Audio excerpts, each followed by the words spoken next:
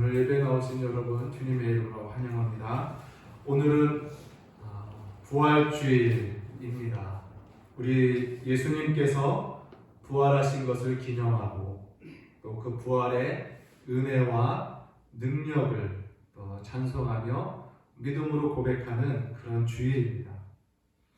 우리 예수님께서 골고다 언덕에서 십자가에서 죽으시고 장사되신 후에 3일 만에 부활을 하시죠.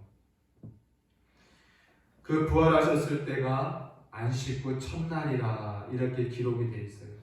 안식구 첫날이면 오늘날로 말하면 일요일이죠. 예수님께서는 일요일 새벽에 부활을 하신 것입니다. 그래서 초대교회 때는 지금까지 초대교회 때부터 지금까지 이 주님이 부활하신 이날을 주의 날, 주님의 날이라고 부르면서 오늘 우리가 주일하는 거죠. 주의 날 부르면서 일요일 날 모여서 주님의 부활을 기념하고 함께 예배하는 그러한 예배 전통은 지금까지 이어오고 있는 거예요. 그래서 주일마다 모여서 기뻐하는 것은 바로 주님의 부활을 기뻐했었던 것입니다. 그리고 그 부활의 능력과 은혜를 날마다 새롭게 되새기는 그런 날로 늘 삼았던 거죠. 그런데 이 예수님의 부활의 이 기쁨을 교회는 처음부터 그렇게 온전히 누리지 못했습니다. 온전히 누렸던 건 아닙니다. 다시 말하면 예수님의 부활의 이 기쁨 소식을 교회가, 다시는 첫 제자들이 이 기쁜 소식을 처음부터 온전히 믿지 못했다라는 거예요. 그 이야기가 오늘 저와 여러분이 읽은 본문의 말씀입니다. 성경은 이 부활의 소식을 믿지 못한 제자들의 이야기를 빠짐없이 다 기록을 해놓고 있어요.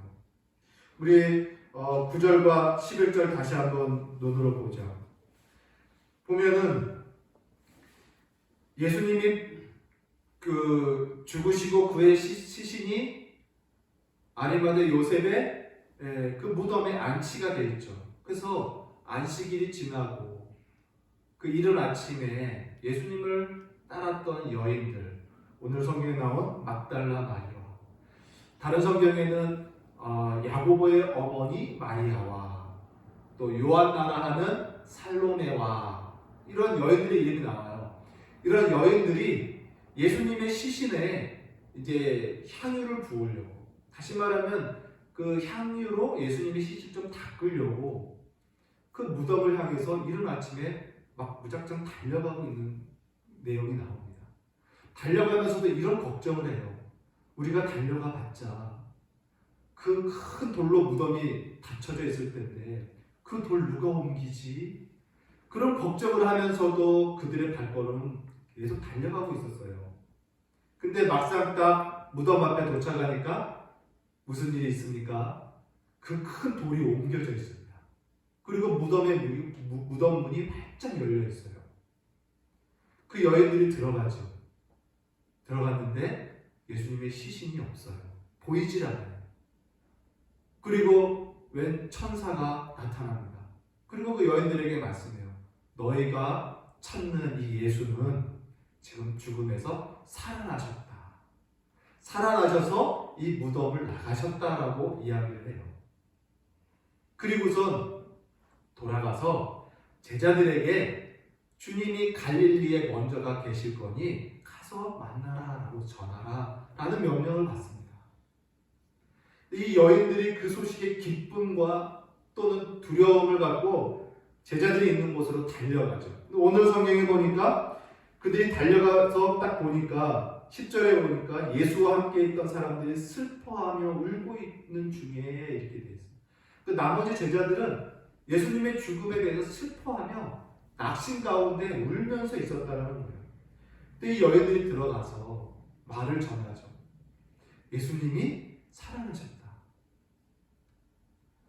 우리가 예수님의 시신을 보지 못했고 천사가 나타나서 예수님이 살아나셨다라고 얘기하시고 갈릴리로 먼저 가셨다라는 이야기를 우리에게 전했다라고 제자들에게 말을 해줍니다.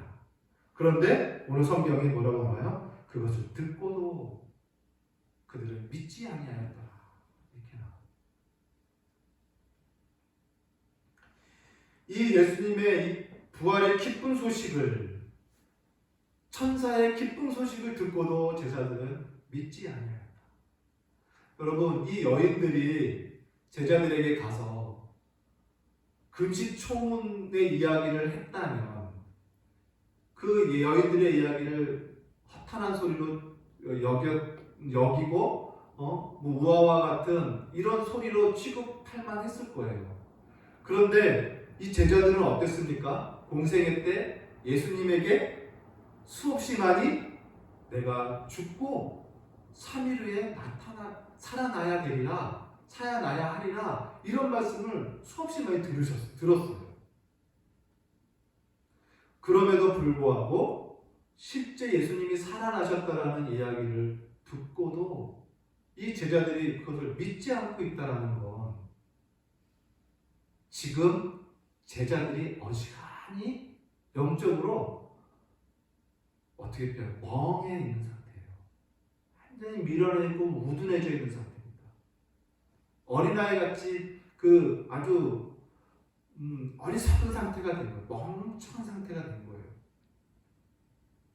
이유는 예수님의 죽음, 자기 스승 예수님의 죽음에 대한 그 슬픔과 자신들의 예수님을 버리고 도망간 자신들의 그 자괴감에 눌려서 슬픔과 또 사단의 그 시험이 같이 합세하여서 거기에 눌려서 이 제자들이 그런 지경이 된 거예요. 하나님의 말씀의 방향을 도무지 헤아리지 못하는 상태가 되어버린 거죠. 뿐만 아닙니다. 12절과 13절을 보면은 두 제자가 시골에 가다가 부활하신 예수님을 직접 만나는 이야기가 있어요. 마가복음에는 간단히 기록되어 있지만 누가복음에는 이 시골이 엠마오라는 시골이죠. 제자들 중 두 사람이 예루살렘으로부터 엠마오로 가는 길에 부활하신 예수님이 그 제자들에게 나타나십니다. 그리고 함께 걸으면서 제자들에게 묻죠. 너희가 무슨 이야기를 나누고 있느냐? 이 두 사람이 예루살렘에 있었던 이야기를 해줍니다. 예루살렘에 나사렛 예수라는 사람이 있었는데 이 사람이 이스라엘을 구원할 메시아인 줄 알았다. 그런데 그가 십자가에서 못 박혀 죽었다. 라고 슬픈 기세를 띠는 이야기를 해요. 그러나 더 놀라운 소식이 있는데 우리들 중에 있던 여인들이 그 예수님의 무덤에 가서 시신을 보려고 했는데 시신이 없다. 그리고서 천사가 예수님이 다시 살아나셨다라는 이야기를 우리에게 전했다. 참 기이한 이야기를 들었다. 이런 이야기를 하고 있는 거예요. 그때 예수님께서 우리가 잘 알고 있는 대로 미련하고 하나님의 선지자의 글을 더디 믿는 자들이여 라고 하면서 책망을 하시죠. 그리고선 그리스도가 이런 고난을 받고 자기 영광에 들어가야 할 것이 아니냐 라고 말씀하시면서 모든 성경을 풀어 그 두 제자에게 설명해주는 그 이야기가 나오죠. 그 두 제자가 말씀을 깨닫고 예수를 보니 부활하신 예수님을 알아보게 된 거예요. 그리고 즉시로 자기 동료 제자들에게 다시 돌아가죠. 돌아가서 제자들에게 말을 합니다. 오늘 12절과 13절이 그 말씀이에요. 두 사람이 가서 제자들에게 자신들에게 나타났던 예수님을 알립니다. 그런데 뭐라고 말합니까? 역시 믿지 아니하더라. 이렇게 기록이 되어 있어요. 그리고 14절 우리가 또 보면 그 후에 이러한 일이 있은 후에 이제 11 제자가 음식을 먹고 있는 그 현장에 예수님이 나타나요. 11 제자들이 음식을 먹고 있을 때 예수님이 직접 나타나십니다. 부활하신 예수님이. 그러면서 그 제자들을 엄히 꾸짖으십니다. 내가 부활한 부활한 나를 본 자들의 증언을 듣고도, 그리고 천사가 전한 그 말을 듣고도 믿지 않는 그들 제자들을 향해서 예수님이 믿음 없는 것과 그들의 마음의 완악함을 꾸짖으셨다라고 오늘 말씀하고 있는 거예요. 예수님의 부활, 이것을 이 타락 제자들이 믿지 못합니다. 예수님은 그래서 자신의 몸으로 부활하신 것을 보여주기 위해서 도마에게 가서 뭐라고 말합니까? 나를 만져봐라. 만져보고 나의 부활을 의심하지 말고 믿는 자가 되라. 이렇게 말씀하죠. 손가락을 넣어봐라 라고 하면서 믿는 자가 되라는 말씀을 합니다. 끝까지 사랑과 인내로 제자들에게 예수님 자신의 부활을 확신시켜 주시는 그런 이야기가 성경에 계속 기록되어 있습니다. 그런데 놀랍게도 마태복음에는요, 뭐라고 나오냐면 그럼에도 불구하고 아직 믿지 않는 자들이 있더라라고 기록을 해요. 자, 여러분, 오늘 성경은 예수님의 이 부활하심을, 이 기쁜 소식을 도무지 믿지 않고 있는 제자들의 모습이 기록되어 있습니다. 여러분은 어떠십니까? 예수님이 부활하셨다는 것을, 죽음에서 다시 살아나셨다는 걸 믿으십니까? 왜 제자들은, 또 왜 많은 사람들은 예수님의 부활하심을 이토록 믿기 어려워하는지, 예수님이 십자가에서 죽으셨다라는 그 슬픈 소식은 그래도 잘 믿어요. 물론 제자들은 그 소식조차 믿고 싶어 하지 않았죠. 싫었던 것입니다. 예수님이 죽는다라는 것이. 그러나 어쨌든 싫어했지만 예수님의 죽음을 스스로 눈으로 목도하며 믿을 수밖에 없었어요. 우리 오늘날 많은 사람들도 예수님의 십자가의 죽으심에 대해서 다 믿는 믿음이 있어요. 근데 예수님의 부활하심에 대해서는 확실한 믿음을 고백하지 않는 경우가 많다는 것입니다. 왜 이렇게 예수의 부활하심을 믿기 어려워하는가? 이유가 무엇인가? 분명히 기독교가 전하는 복음은 십자가의 죽음과 부활, 이 두 가지의 복음인데 왜 부활의 소식을 많은 신자들은 뚜렷하게 믿는 믿음을 갖는 것을 확인하지 못하고 그냥 지나가는 건가라는 거예요. 이유를 한 두 가지로 오늘 제가 설명을 드리고 싶어요. 하나는 우리 사람 편에 있고, 그 믿지 못하는 이유가 이 사람 편에 있고, 다른 하나는 우리를 방해하는 좀 원수, 사단의 편에 있는 것으로 설명하고 싶어요. 먼저 우리 사람 편에서 이 부활을 잘 믿지 않는 이유가 뭐냐면, 우리 사람은요, 우리 인간은 이 자연 법칙을 뛰어넘는 어떤 일, 그런 사건에 대해서는 잘 믿기 어려워합니다. 그래서 우리 사람들이 말하는 믿음의 수준이라는 게 고작 어느 정도냐면, 당연히 자연 법칙에서 일어날 만한 것들에 대해서는 확실한 믿음을 갖고 있어요. 그리고 그 믿음에 대해서 자신감을 갖고 있죠. 자랑합니다. 그러니까 분명히 눈으로 볼 수 있고 확인할 수 있고 증명되는 이 일에 대해서는 굳은 믿음을 갖고 자랑합니다. 그러나 조금만 그 자연 법칙을 초월하는 일들이 일어나는 것에 대해서는 자신 있게 믿지 못해요. 그 믿음에 있어서 자신감을 갖지 못해요. 도리어 그것을 믿는다라는 것을, 초자연적인 사건에 대해서 믿는다라는 것을 오히려 좀 부끄러워하거나 창피해하거나 그래요. 이게 인간 편에 있는 연약함입니다.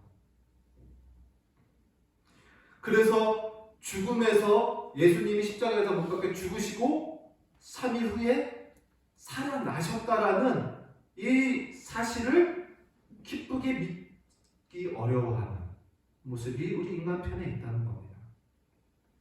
두 번째는 우리의 원수입니다. 사탄이죠.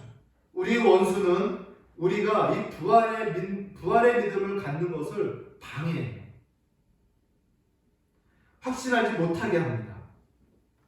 그래서 예수님의 부활이 실제 역사적인 사건이라는 것과 그 부활의 의미를 우리 신자들이 또는 세상 사람들이 주목하는 것을 자꾸 방해합니다. 우리의 시선을 자꾸 딴 데로 돌리게 만들어요.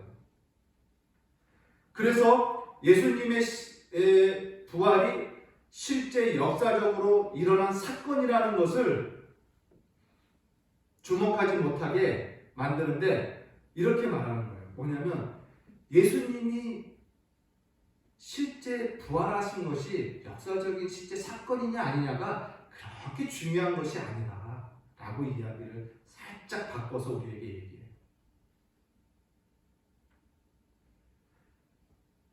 그럼 어떻게 얘기하냐면 예수님이 살아났느냐 안 살아났느냐가 중요한 게 아니고 신자 너희들 마음속에 예수님이 십자가에 죽으신 예수님이 살아있다면 너희들 마음속에 예수님이 살아있다면 그것이 부활이다. 그것이 기독교가 말하는 부활의 교리다. 예수님이 실제 역사적으로 우리가 똑같이 살고 있는 시간과 공간의 역사 속에서 부활했다. 죽음을 깨고 부활했다. 라는 것이 그 사실을 따지는 것이 되게 중요한 것이 아니다라고 말을 하는 거예요. 여러분, 이 이야기는 이런 것과 같아요. 우리 가족들 중에 여러분들의 가족 중에 사랑하는 한 가족 한 명이 운명을 달리해서 죽었다고 생각해봐요. 사랑하는 가족 한 명이 죽었어요. 슬픔에 빠져 있습니다, 제가. 근데 누군가가 와서 저에게 이렇게 말하는 거예요. 슬퍼하는 나에게.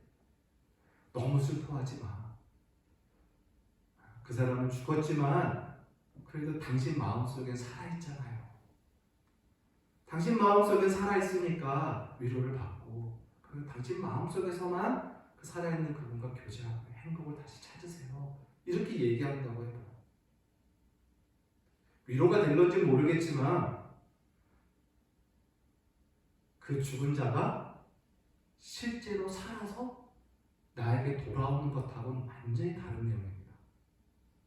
완전히 다른 거예요. 사탄은 기독교의 부활의 교리를 이렇게 얘기해요. 예수님이 실제 살아나서 우리에게 나타났냐? 그게 중요한 게 아니라 너희들 마음속에 살아있으면 그게 부활인 거야 라고 말을 하는 거예요.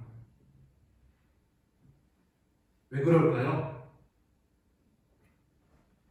예수님의 부활에 갖는 능력과 그 부활에 주는 그 승리가 엄청나기 때문에 그것을 그 능력과 그 승리를 우리 신자들이 알지 못하게 합니다. 왜냐하면 예수님의 부활은요 죽음을 깨트려 버린 거잖아요. 죽음은 뭡니까? 인류 이 지구상에 있는 모든 인간들이 가장 두려워하는 게 죽음이에요. 사탄이 가지고 있는 최고의 무기가 이 죽음입니다. 그래서 모든 인간을 죽음은 다 가둬버려요. 이게 사탄의 권세입니다.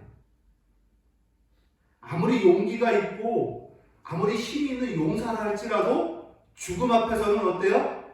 겁쟁이가 다 돼요. 마귀가 사용하고 있는 죽음의 권세 무기에 이겨낼 만한 인간이 없어요. 그런데 예수님께서 부활하셨다는 것은 그 죽음, 사망 권력을 권세를 깨트려 버렸어요.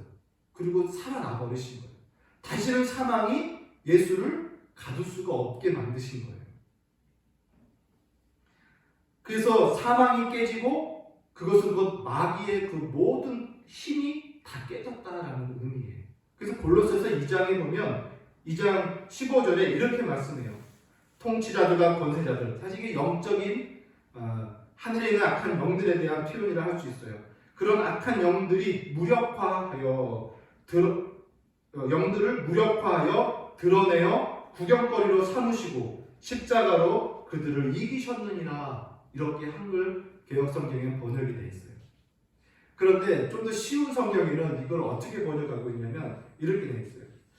예수님이 십자가로 모든 통치자들과 권력자들의 무장을 해체시키시고 그들을 그리스도의 개선 행진의 포로로 삼아 뭇사람들 앞에 구경거리로 삼으셨다. 이렇게 나와요. 예수님께서 십자가에서 죽으시고 부활하심으로 사탄의 모든 권세가 다 무장해체되고 사탄을 구경거리로 만들었다는 거예요. 그들의 권세, 그들이 주장하고 자랑하는 사망 권세를 구경거리로 만들었다는 거예요. 이게 부활의 능력입니다. 그렇기 때문에 사단에게 있어서는요, 예수님의 부활이 가장 치명적인 거죠.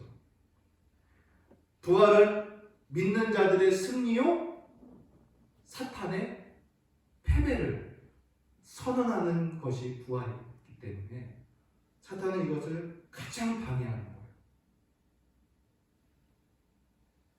그래서 신자들이 그를 믿지 못하게, 알지 못하게, 그 엄청난 능력을 모르면 살도록 사단이 그렇게 방해하고 있다는 거예요. 그래서 설교도 예수님의 십자가 얘기하는 거 너무 무겁고 어둡고 다른 이야기를 듣고 싶어 하게 하고 예수님의 부활 너무나 이해되지 않고 너무나 뜬구름 같은 이야기로 듣게 하면서 차라리 실생활에 우리들이 살아가는 실생활에 필요한 좋은 지혜로운 이야기들을 더 듣고 싶어 하게끔 만든다는 거예요. 그래서 대인관계에 유익한 지혜라든지 이 세상을 살아가는데 필요한 어떤 윤리, 많은 사람들에게 감동을 줄 수 있는 윤리와 도덕 이런 것들을 듣고 싶어 하는 거예요. 예수님의 죽으심과 부활의 능력의 교리를 듣는 것을 귀찮아하고 싫어하게 만든다는 거죠. 그러나 여러분, 부활만이 진정 기독교 복음의 정점이에요. 예수님의 십자가의 죽으심과 부활만이 참 기독교의 복음입니다. 우리가 이것을 놓쳐서는 안 돼요. 그래서 오늘 우리는 다시 예수님의 부활을 기억하면서 사단의 모든 권세가 깨졌다는 걸 다시 한번 저와 여러분이 다시 한번 확인하고 예수님과 함께 우리가 승리자가 되었고 이기는 자가 되었다는 이 분명한 사실을 여러분 기억하시기 바랍니다. 죄가 우리를 주관하십니다. 사망도 우리를 주관하십니다. 모든 것이 깨졌어요. 하늘과 땅의 모든 권세를 가지신 분은 이제 예수님이세요. 그 예수님과 연합되어 있는 저와 여러분 모든 신자들도 예수님과 같이 사망을, 죄를 이기고 승리한 자로 살아가는 거예요. 이게 부활의 교리입니다. 이게 기쁜 소식이에요. 너무 기쁘다 보니 제자들이 믿지 못하고 어리둥절해 왔던 거예요. 그러나 우리는 다시 한번 이 부활의 기쁨을, 능력을 오늘 다시 한번 확인해야 됩니다. 그리고 영원히 이 능력과 이 승리를 우리는 붙잡고 살아가야 돼요.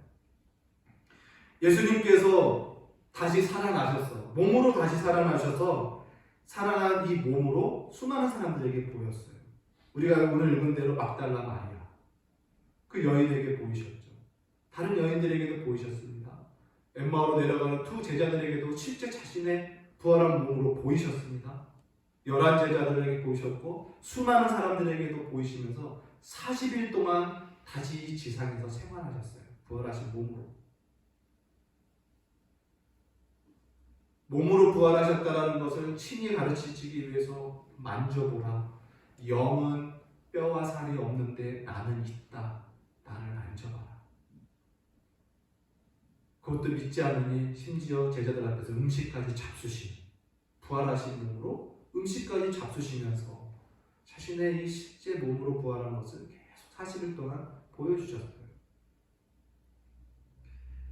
그리고 40일 후에 그 몸으로 하늘로 올라가셨죠. 그리고 지금 하나님 우편에 부활한 몸을 가지고 앉아 계십니다. 그런데요, 하나님 지금 우편에 앉아 계신, 하늘에 높이 올라가셔서 하나님 우편에 앉아 계신 예수님을 사랑하는 신자들 또는 자기 성도들에게 또 예수님이, 하늘에 계신 예수님이 직접 내려오셔서 보여주시는 사건들이 또 기록되어 있어요. 그게 바로 사도 바울입니다. 예수님이 이미 승천하셨어요. 근데 사도 바울이 다메섹으로 교회를 핍박하기 위해서 가는 길에 태양보다 밝은 빛을 만나죠. 근데 그 빛은 어떤 빛이었냐면 부활하신 예수님이 직접 오신 거예요. 그 빛에 사도 바울은 압도가 된 겁니다. 바울뿐만 아니라 반모섬에 있는 사도 요한도 부활하신 예수님이 직접 그에게 또 나타나십니다. 그리고 그에게 계시를 주죠. 사도 요한이 계시를 받을 때 뒤에서 큰 많은 물소리 같은 음성이 들리고 하나님의 어미하심이 느껴져서 누군가 하고 뒤를 돌아보니 7촛대 사이에 다니시는 인자와 같은 이를 보며 예수님을 보신 거예요. 직접.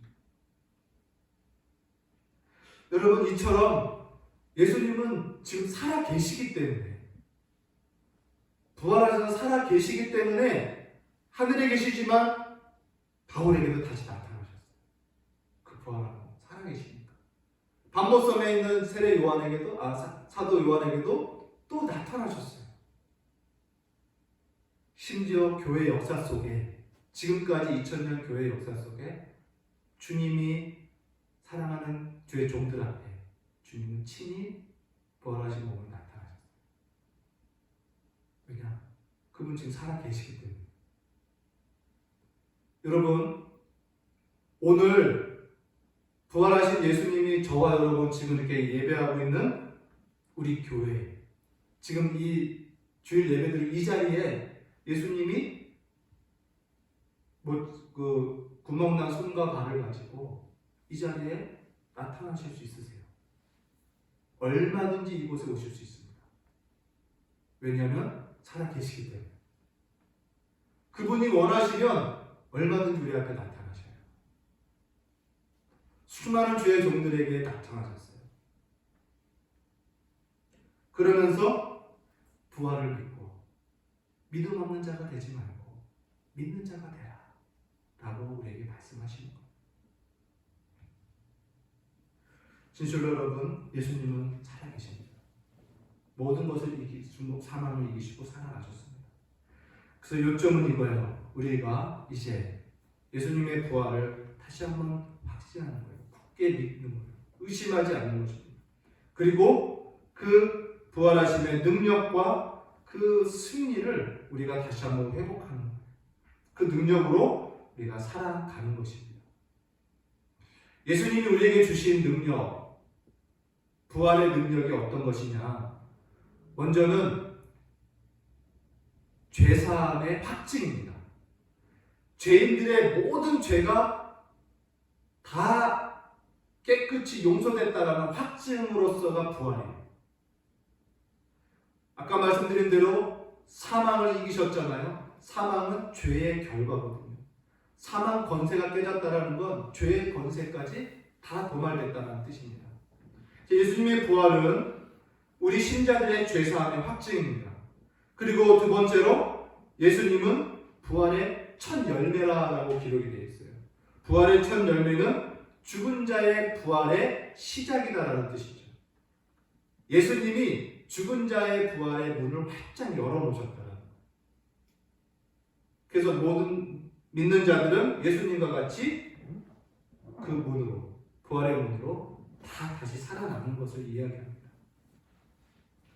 그리고 우리도 다 신령한 몸을 갖고 우리가 다시 살아나는 거죠. 영원한 생명을 갖습니다. 그리고 하늘나라에서 영원히 사는 거예요. 주님과 함께 왕노릇하며 사는 것입니다. 이 모든 것들이 부활의 능력이요, 부활이 우리에게 주는 소망입니다. 소망. 그런데 이뿐만이 아니에요. 이제 부활의 능력과 부활의 이 승리의 믿음을 가진 신자들은 장래의 소망뿐만 아니라 현재의 삶 속에서도 능력을 우리에게 능력 있는 삶을 살게 해요. 다시 말하면 부활의 능력은 지금 현재 우리의 삶 속에도 능력으로 나타난다는 거예요. 이것이 정말 중요한 겁니다. 우리 로마서 6장 말씀을 한번 같이 보겠습니다. 로마서 부활의 능력에 대해서 오늘 현재 우리가 누릴 수 있는 능력입니다. 로마서 6장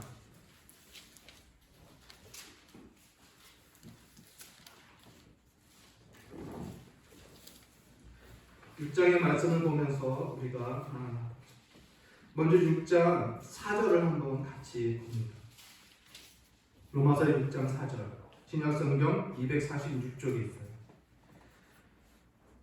4절입니다. 그러므로 우리가 그의 죽으심을 합하여 세례를 받음으로 그와 함께 장사되었나니 이는 아버지의 영광으로 말미암아 그리스도를 죽은 자 가운데서 살리심과 같이 우리로 또한 새 생명 가운데 행하게 하려 함이라 라고 기록되어 있어요. 우리가 다 로마서를 공부했지만 다시 한번 봅니다.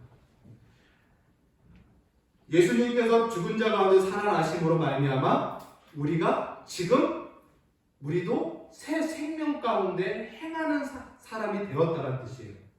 그 새 생명 가운데 행한다라는 게 무슨 의미냐? 6절을 보면 우리가 알거니와 우리의 옛사람이 예수와 함께 십자가에 못 박힌 것은 죄의 몸이 죽어 다시는 우리가 죄에게 종노릇하지 아니하려 함이라. 이제 이 새 생명 가운데 행하게 하기 위한다는 말이 뭐냐면 우리가 지금 죄에서 죽었다라는 거예요. 그리고 11절을 한번 보면 이렇습니다. 이와 같이 너희도 너희 자신을 죄에 대하여는 죽은 자요 그리스도 예수 안에서 하나님께 대하여 살아있는 자로 여기지라. 그러니까 부활한 자는, 부활의 능력을 가진 자는 죄에 대하여 죽은 자로 살아가는 걸 말해요. 왜냐하면 예수님 죽을 때 나의 옛사람도 이미 죽었고 지금도 죽은 거예요. 그래서 더 이상 우리는 죄의 종이 아닙니다. 하나님께 대해 살아있는 자예요. 의의 종이 다 되었어요. 저와 여러분. 그래서 13절을 이렇게 말하는 거예요. 12절과 13절 그러므로 너희는 죄가 너희 죽을 몸을 더 이상 지배하지 못하게 하고 몸의 사욕에 순종하지 말라 말씀이에요. 그리고 또한 너희 지체를 너희 몸을 불의의 무기로 죄에게 내주지 말아라. 오직 너희 자신을 죽은 자 가운데서 다시 살아난 자처럼 부활의 새 생명을 가진 자로서 하나님께 너희 몸을 드려라.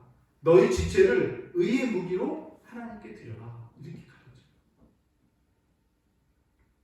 그리고 19절 이하의 말씀을 통해서 너희가 이전에는 너희 지체를 불법에 들여서 죄에 들여서 불법이라는 열매를 맺었다면 이제는 새 생명 가운데 부활의 능력으로 새 사람이 되었으니 어떻게 돼요? 너희 몸을 의에 들여서 거룩한 열매를 맺어라.